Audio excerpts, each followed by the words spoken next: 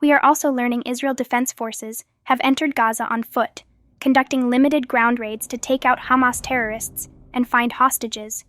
But we're also seeing reports that the U.S. advised Israel to delay its ground invasion into Gaza for hostage negotiations and distribution of humanitarian aid. T. Heinrich is a spokesperson for Israeli Prime Minister Benjamin Netanyahu, and she joins me now. Tal, good morning to you.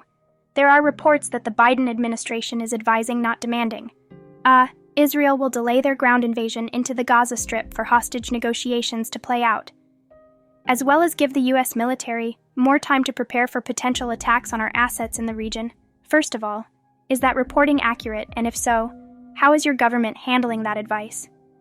Well, I cannot comment about any kind of report that alludes to a military strategy, operational strategy, moving ahead, and I'm sure you understand why what we say as a nation.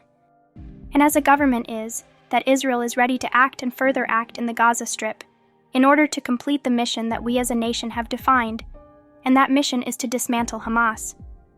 We want to crush this terrorist organization that hurt us so badly and make sure that they will never have the military capabilities to do it again, and they will never have the motivation to hurt us again as they did once we are done with them. This is why we're operating in Gaza, and we have time. It will take as long as it will take, and we will complete our mission well on the front of your express mission, which is to destroy Hamas. There is also reporting in the Jerusalem Post that Israel has created a new unit devoted to hunting down and eliminating all members of Hamas who played a role in the October 7th terror attacks. Obviously, that is what you are going to want to do, and creating a new unit doesn't seem unreasonable, but there are members of Hamas who don't live in the Gaza Strip.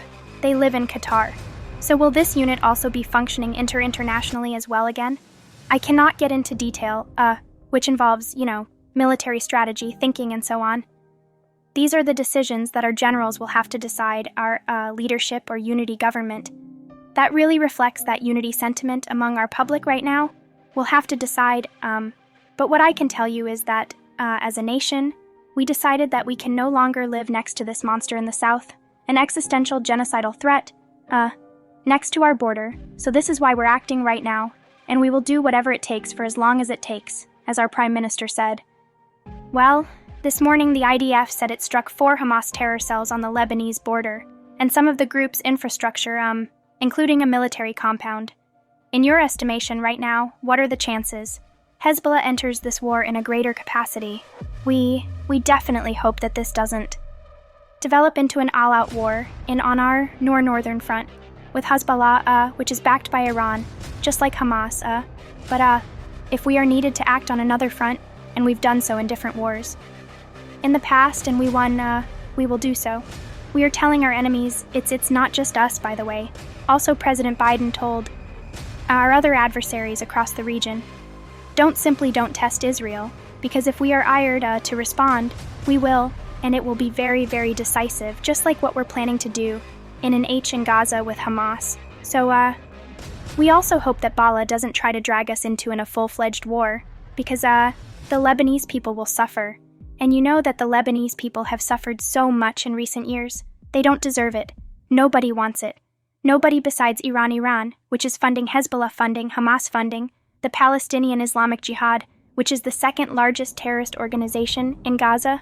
But our message to them is very clear.